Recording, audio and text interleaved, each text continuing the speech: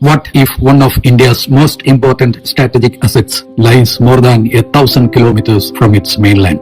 And what if its importance extends far beyond the islands themselves?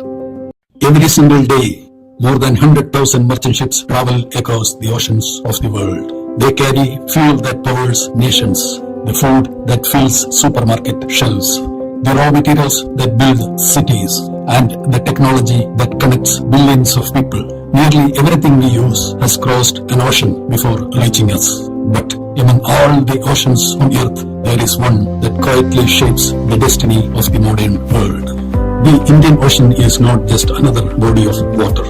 It is one of the world's busiest maritime highways. A significant share of global seaborne trade, including much of the energy flowing from the Middle East to Asia, passes through these waters. Every day, thousands of vessels transport oil, natural gas, manufactured goods, and essential commodities between continents. Whoever can safeguard these sea lanes gains enormous strategic influence, not by controlling the oceans, but by ensuring they remain open and secure. And then the entire map narrows from a vast ocean to a passage only a few kilometers wide at its narrowest point. This is the Malacca Strait, one of the world's most strategically important maritime choke points. It connects the Indian Ocean with the Pacific. It is the primary gateway linking the economies of Europe, the Middle East, and Africa with Asia. If this corridor were ever seriously disrupted, global supply chains would face immediate pressure. Energy shipments would be delayed, shipping costs would rise, and markets across the world would feel the impact. Now look carefully. Just west of this vital gateway lies a chain of more than 500 islands, remote, beautiful, often overlooked, yet positioned at one of the most strategically significant locations in the Indo-Pacific. These are India's Andaman and Nicobar Islands. They are not merely a distant territory. They are a strategic maritime outpost overlooking one of the busiest sea routes on earth. And today, India is quietly transforming them into a cornerstone of its maritime future. But this story isn't only about military strategy. It is about trade, technology, infrastructure, environmental stewardship, and India's vision for the Indo-Pacific in the decades ahead. So why have these islands become one of the most closely watched strategic locations in the region? To answer that, we must first understand how they became India's most important maritime frontier. When most people imagine India, they think of Himalayas, the Thar Desert, the fertile plains of the Ganges, or the bustling cities that power one of the world's largest economies. Yet, more than 1,000 kilometers from the Indian mainland, beyond the Bay of Bengal, lies a territory that few Indians will ever visit, but one that could shape India's future at sea, the Andaman and Nicobar Islands. Stretching across nearly 800 kilometers from north to south, this archipelago consists of more than 500 islands, islets, and rocky outcrops. Only a small fraction are permanently inhabited. The rest remain covered by dense tropical forest, mangrove ecosystems, coral reefs, and some of the richest marine biodiversity in the Indian Ocean. These islands are not only strategically valuable, they are also one of India's most ecologically significant regions. Geography has always shaped history. Empires have risen because of it. Wars have been fought over it, and nations have prospered because of where they stand on the map. The Andaman Nicobar Islands are a perfect example. Located near the western approaches of the Malacca Strait, they sit close to one of the world's busiest maritime corridors. Their position offers India a valuable vantage point for maritime awareness, disaster response, humanitarian assistance, and the protection of vital sea lanes. Few countries possess such a naturally advantageous location in the Indo-Pacific. Military planners sometimes describe strategically located islands as unsinkable aircraft carriers. Unlike ships, islands cannot be sunk. They can host airfields, radar systems, logistic facilities, communication networks, and maritime surveillance assets that support operations across vast stretches of ocean. For India, the Andaman and Nicobar Islands provide an opportunity to strengthen maritime awareness and provide the ability to respond to evolving challenges in the eastern Indian Ocean. Their value lies not only in defense but in presence, preparedness, and partnerships. For decades, the island remained largely isolated from India's national imagination. But that is beginning to change. New investments, improved connectivity, strategic infrastructure, and long-term planning are redefining their role. The question is no longer whether these islands matter. The real question is how will India use this extraordinary geographic advantage? Because just beyond these waters, another story is unfolding. A story of expanding naval fleets, competing strategic interests, and a new era of maritime competition across the Indo-Pacific. To understand India's decisions, we must first understand the changing balance of power at sea. Throughout history, power has often depended on controlling or protecting the routes that connect civilizations. In ancient times, it was the Silk Road.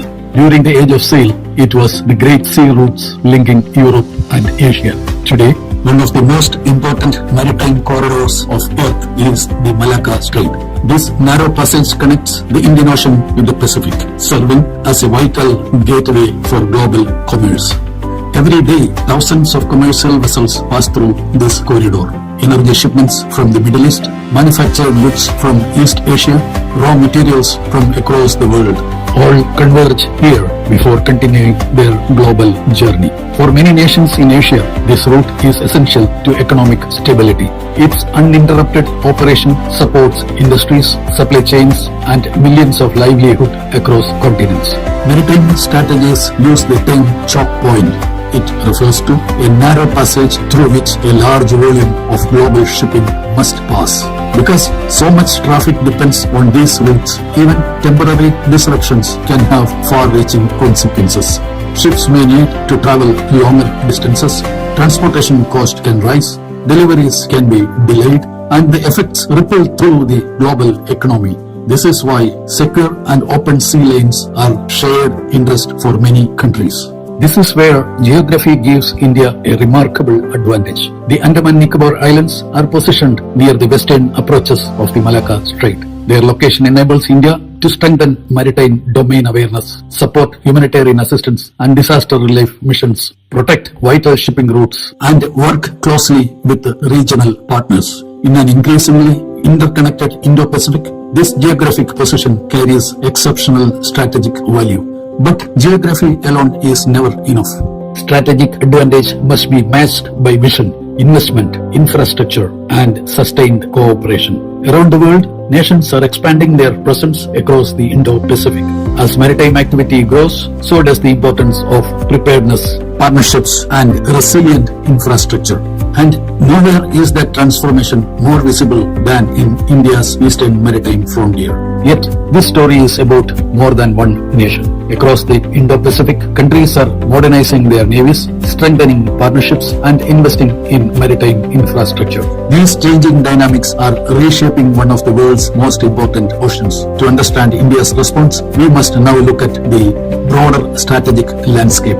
Oceans have never belonged to one nation. They connect civilizations, they carry commerce, they enable exploration, and at times they become the stage where great powers pursue their strategic interests. Today, nowhere is this transformation more visible than across the Indo-Pacific. It has become one of the most important geopolitical regions of the 21st century. The Indo-Pacific is more than a geographic expression. It represents an interconnected maritime region where trade, energy, technology, and security increasingly overlap. A large share of the world's population lives around these waters. Many of the fastest growing economies depend on the uninterrupted movement of goods through its sea lanes. As economic importance has grown, strategic attention has followed. Over the past 2 decades, China has significantly expanded its maritime capabilities. It has invested in ports, logistics networks, commercial infrastructure, and one overseas military support base in Djibouti. Chinese naval deployments into the Indian Ocean have become more frequent, reflecting the country's growing global interest. These developments are viewed differently by different countries. For some, they represent economic opportunity. For others, they raise important strategic questions about the future balance of power across the Indo-Pacific. India's response has not been defined by a single project or a single development. Instead, it has focused on strengthening maritime capabilities, expanding regional partnerships, improving surveillance, and investing in critical infrastructure. India has increased cooperation with countries across the Indo-Pacific through naval exercises, maritime domain awareness initiatives, and humanitarian assistance. The objective is not only to safeguard national interests, but also to contribute to a stable, secure, and open maritime environment. And this brings us back to the Andaman and Nicobar Islands.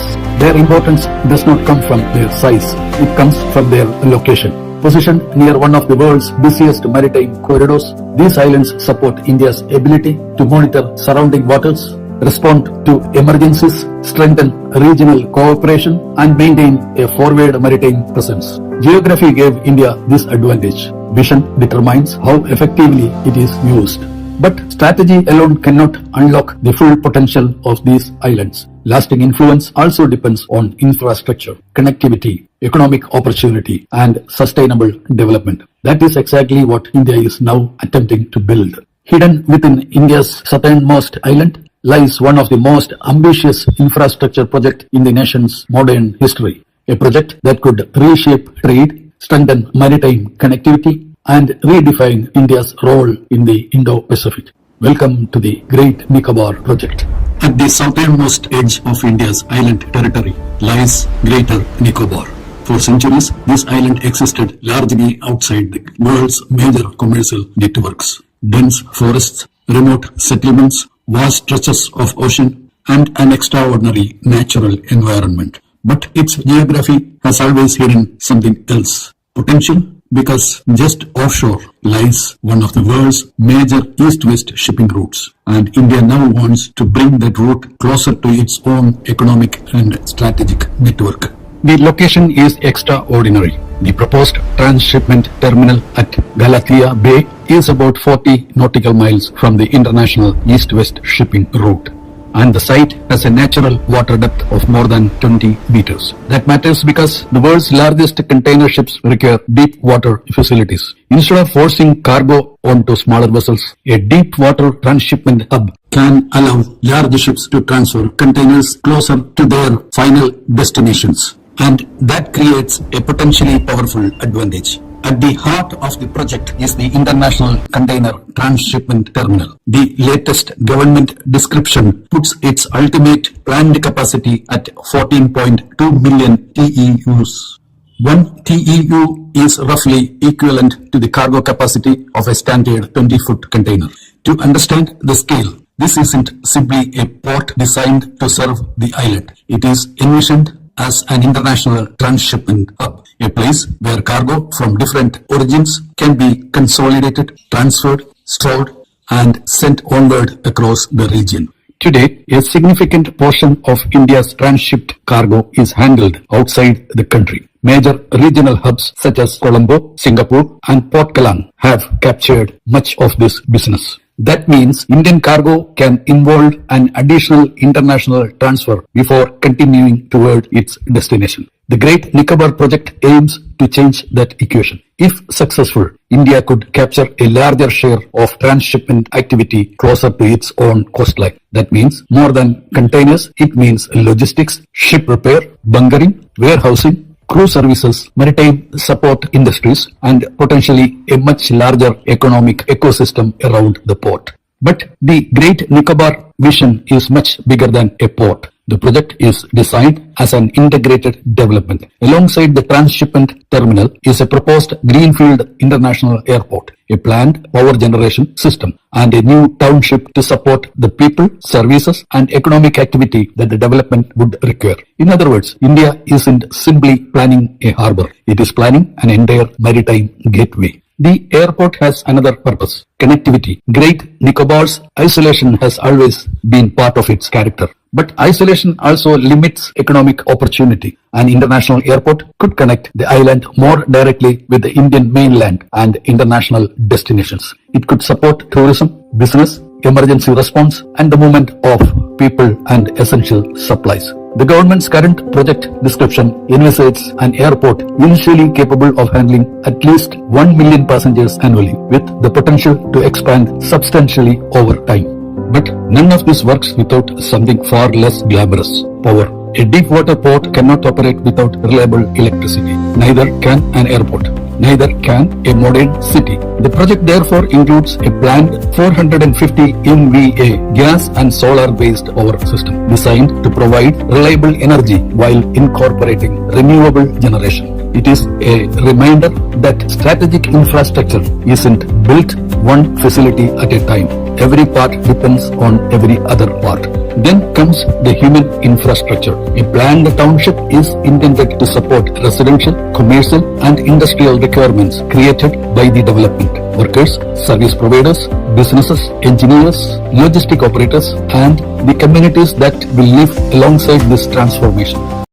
The idea is to create an integrated economic zone rather than an isolated industrial facility. The government's 2026 description identifies a planned township of 16,610 hectares. And this is not a project designed to appear overnight. The broader Great Nicobar development is planned in phases stretching towards 2047. That timeline tells us something important. India isn't simply building infrastructure for today's economy. It is attempting to create infrastructure for the idea it expects to become over the next 2 decades. Current government project description gives the 3 broad development phases as 2025 to 2035, 2036 to 2041 and 2042 to 2047.